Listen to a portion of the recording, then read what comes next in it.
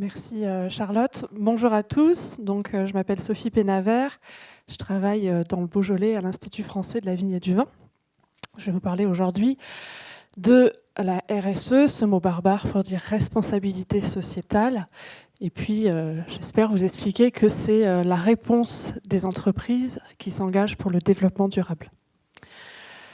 Alors, rapidement, parce qu'on a beaucoup entendu parler de développement durable, aujourd'hui c'est RSE, tout ça c'est assez jargonneux. Donc pour vous expliquer tout ça, l'évolution de ces concepts, elle va un peu avec l'évolution des acteurs qui s'impliquent. Dans les années 70, c'est la communauté scientifique qui s'engageait pour la préservation des ressources naturelles et de l'environnement. 1992, au sommet de la Terre à Rio, donc au sommet des Nations Unies, ce sont les gouvernements et les nations qui s'engagent pour un développement durable. Je vous rappelle, c'était un développement basé sur 3 piliers, pas uniquement un développement économique, mais également environnemental et social. Et puis, en 2010, lorsque la norme ISO 26000, je vais y revenir, a été adoptée par 93% des pays et organisations membres de l'ISO, qui est l'Organisation internationale de normalisation, là, c'était vraiment les entreprises, les acteurs économiques qui s'engageaient pour la responsabilité sociétale. Donc, elles considèrent qu'elles ont des impacts négatifs, mais aussi positifs, sur la société dans laquelle elles agissent. Elles assument ces impacts et elles mettent en place une méthode ou une norme permettant justement de mettre en œuvre des actions pour adopter une attitude responsable du point de vue environnemental, social et territorial dans leurs actions et dans leurs relations avec leurs parties prenantes. Et juste depuis le milieu des années 90, on a ce nouveau groupe d'acteurs qui intervient, les consommateurs, qui nous questionnent beaucoup, nous les entreprises, mais aussi les gouvernements, sur nos actions, qui nous expriment leurs attentes. Et on va voir que la responsabilité sociétale, elle permet d'engager un dialogue avec ce nouvel acteur engagé. Alors, cette norme ISO 26000, je vais essayer de faire rapide et pas trop jargonneux, donc elle définit des lignes directrices relatives à la responsabilité sociétale. Et donc, elle définit comme ça, que c'est la responsabilité d'une entreprise vis-à-vis des impacts de ses décisions et actions sur la société, sur l'environnement, et qui se traduit par un comportement transparent et éthique qui contribue au développement durable, y compris à la santé et au bien-être de la société, prend en compte les attentes des parties prenantes, respecte les lois en vigueur et compatibles avec les normes internationales, et puis est intégré dans l'ensemble de l'organisation et mis en œuvre dans ses relations avec ses parties prenantes. On voit que cette notion est vraiment centrale dans la RSE. Donc c'est vraiment une norme pour guider les entreprises volontaires dans la responsabilité sociétale.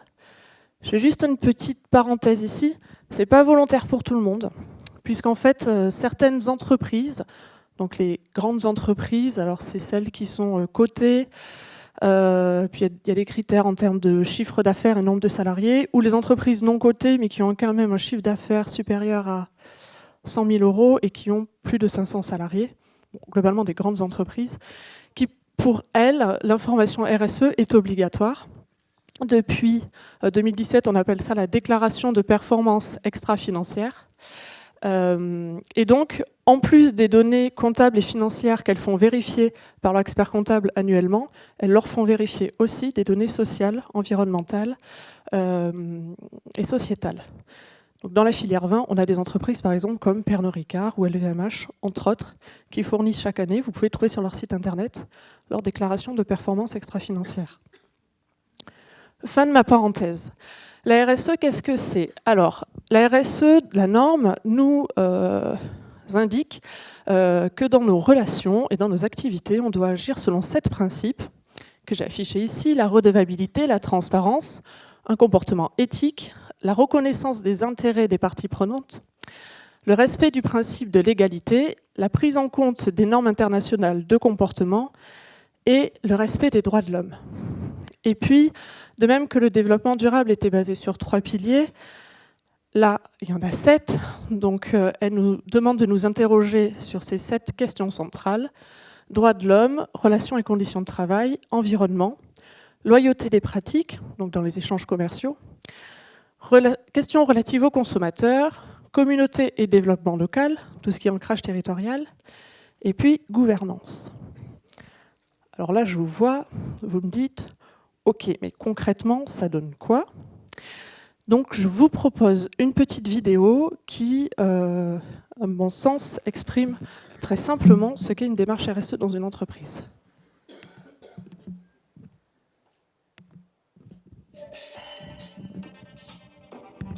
L'entreprise de Madame Mirabel, c'est une fabrique de gâteaux à la fraise qui marche bien. Une recette de grand-mère, beaucoup de clients gourmands et tout ça dans un village vraiment sympa. À la fête du village, Madame Mirabel discute avec la cuisinière de la cantine de l'école. Ces gâteaux sont bons, mais trop sucrés pour les enfants. Elle s'aperçoit ensuite que Gaston, son premier salarié, tousse et a mal au dos à cause de cette vieille machine. Elle apprend aussi que Pierre, un jeune du village, vient de se lancer dans la production de fraises. Le lendemain, ni une ni deux, Madame Mirabel prend les choses en main. Côté fournisseur, elle abandonne ses fraises d'Espagne et décide d'aller commander chez Pierre. Elle l'aide ainsi à développer son commerce. Côté salarié, elle achète des masques pour qu'ils respirent moins de farine. Côté client, elle développe une gamme de gâteaux moins sucrés. Côté logistique, après avoir livré tous ses gâteaux, elle passe récupérer les œufs chez Nadine, sa productrice. Ainsi, le camion ne rentre pas à vide. Et elle composte ses déchets organiques pour que Pierre s'en serve comme engrais pour ses fraises. Quels sont les résultats de ces changements? D'abord, de nouveaux clients. Les cantines des écoles voisines, adeptes du moins sucré. Ensuite, elle attire un investisseur séduit par ses actions. Elle change alors sa vieille machine, la nouvelle produit mieux, consomme moins et est plus sûre. Gaston et ses collègues sont bien contents. Enfin, invitée par le maire, la télé locale tourne un reportage sur cette PME exemplaire. Et grâce à la nouvelle notoriété de Madame Mirabel, Monsieur Beltoc, pâtissier réputé, lui propose d'élaborer avec elle de nouvelles recettes. Alors, que s'est-il passé? Madame Mirabel a mis en place une démarche de développement durable, concrète et efficace. Elle a écouté les attentes de ses parties prenantes. Elle a pris des mesures environnementales, sociales et économiques. Et comme aujourd'hui tout va pour le mieux, elle compte même se lancer dans les cerises.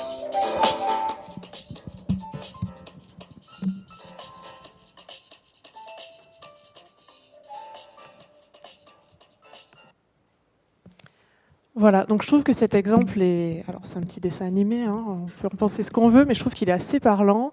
Et contrairement au jargon que je vous ai énoncé précédemment, on se rend compte que c'est finalement plutôt du bon sens dans une entreprise, que c'est quand même assez adapté à une entreprise agroalimentaire, une entreprise vitivinicole, et que ça n'a pas l'air si compliqué que ça à mettre en œuvre et à valoriser. Alors, donc là, on parlait d'une entreprise de fabrique de gâteaux de fraises. Quels sont globalement les enjeux en termes de responsabilité sociétale pour notre filière à nous? Donc, je ne vous l'apprends pas, c'est une filière qui est quand même critiquée, et de plus en plus, pour l'utilisation de produits phytosanitaires à la vigne, pour les risques que peuvent engendrer une consommation excessive d'alcool. Ce n'est que deux exemples. Mais d'autre part, c'est aussi une filière qui est menacée par d'autres enjeux. Elle est menacée à long terme ou à moyen terme par le changement climatique. Elle peut être aussi mise en difficulté par le phénomène de périurbanisation. Ce ne sont que des exemples. Donc c'est une filière qui quand même est dans une situation de risque.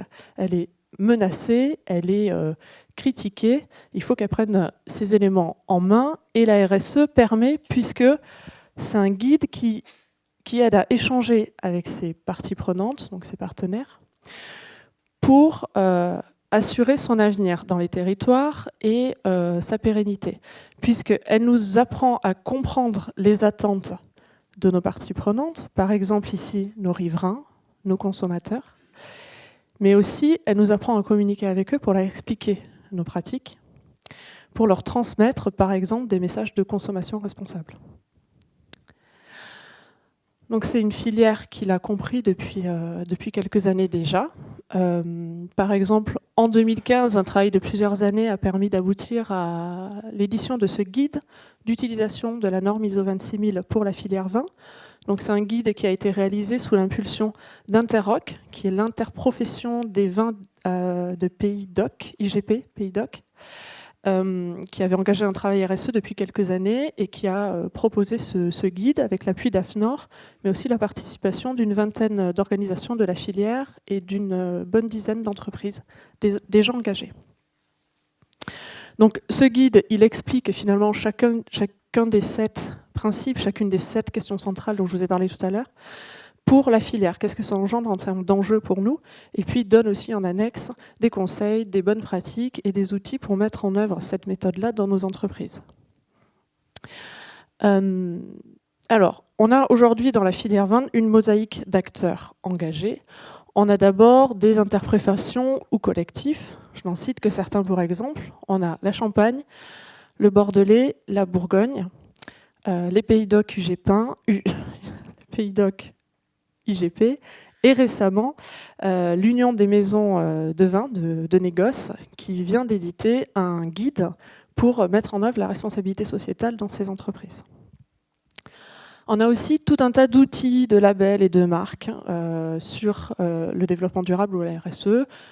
Pareil, j'en cite certains. Vigneron développement durable, l'outil 3D de COP de France, la marque Vignoble responsable qui est née dans le Bordelais, ou encore le label Engagé RSE qui est délivré par AFNOR Certification. Et puis, on a des entreprises pionnières. J'en cite 3. Une cave coopérative, les vignerons de Buzet, qui sont engagés depuis une bonne dizaine d'années. Le château La Rose-Trentaudon, dans le Bordelais. Et puis, pour le négoce, le groupe Gabriel Meffre, qui est aussi engagé depuis 2010.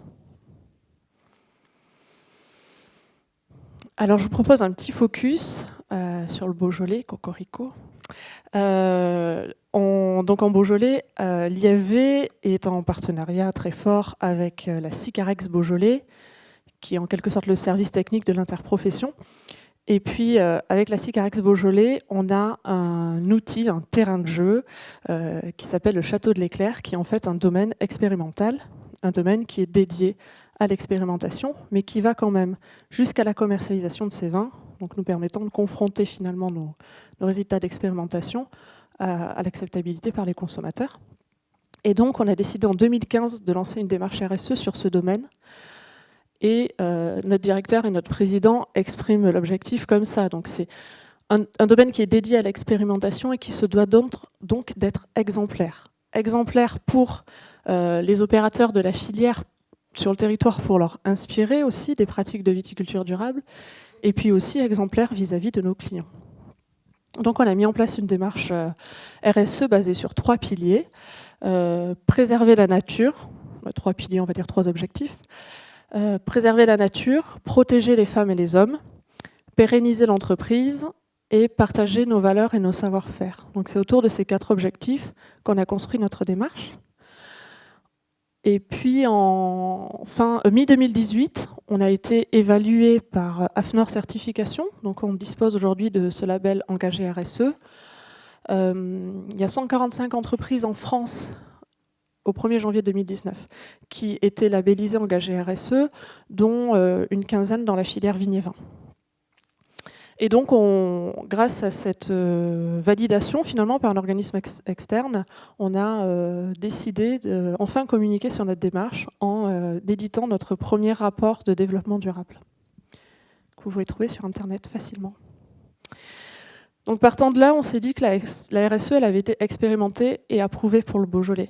Pour nous, c'était important de tester cette méthode-là qui semblait quand même adaptée aux grandes entreprises, de la tester dans une petite entreprise avec peu de salariés, de la filière viticole. Et on a trouvé que ça marchait bien chez nous. Peut-être même c'était plus facile pour une petite entreprise que pour une grande, puisqu'on a quand même moins de fournisseurs, etc. Et donc on a décidé de lancer un club RSE en Beaujolais en 2019. Donc c'est plusieurs entreprises qui sont engagées avec nous, qu'on a réunies tout au cours de l'année 2019 pour avancer avec elles par journée en fait, de travail sur des points spécifiques de la RSE, leur permettant d'avancer sur ces enjeux-là pour mettre en œuvre chez eux leur démarche. Donc, on a d'abord fait une séance sur les fondamentaux de la RSE.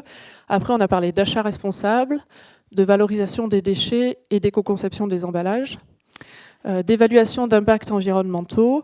Et puis la prochaine séance, dans 2 semaines, sera de les préparer à l'évaluation RSE, type engagé RSE d'AFNOR, s'ils souhaitent y aller. Et puis un autre acteur qui s'est récemment engagé, qui est l'IFV. C'est avec une petite émotion que je vous en parle aujourd'hui. Donc on a décidé de lancer cette démarche à l'IFV début 2018 pour partager une vision commune au sein de l'IFV, mais aussi avec nos parties prenantes les plus proches, pour l'avenir de l'IFV qui soit basé sur l'exemplarité, la transmission de nos savoirs et l'expérimentation de solutions. Pour participer aussi aux grands enjeux sociétaux et y répondre, changement climatique, épuisement des ressources naturelles, etc. Mais aussi pour pouvoir accompagner la filière, parce qu'aujourd'hui, je viens en tant qu'IFV vous parler de RSE, mais c'est bien aussi que je la mette en œuvre à l'IFV pour être sûr que je ne vous raconte pas des choses qui sont infaisables. Et puis aussi pour répondre à l'engagement citoyen de nos collaborateurs qui sont engagés et qui retrouvent ces engagements au sein de leur entreprise. Donc c'est une démarche engagée depuis 2018, je l'ai dit, autour de 3 objectifs. Être exemplaire dans notre métier, transmettre et partager notre expertise, et puis anticiper pour faire progresser à la fois l'IFV, mais aussi l'ensemble de la filière. Et ces 3 objectifs se retrouvent autour d'un même objectif ou but ultime qu'on poursuit toujours dans notre activité de R&D, qui est un vignoble pérenne, qui soit résilient, vivant et humain. C'est là que la petite émotion arrive, c'est qu'on vient de sortir notre premier essentiel RSE. Donc c'est un document dans lequel on présente notre engagement. C'est une démarche qui est jeune parce qu'elle n'a que 2 ans. Mais on présente nos engagements, nos axes stratégiques et puis les premières actions qu'on a mis en œuvre pour répondre à cet engagement.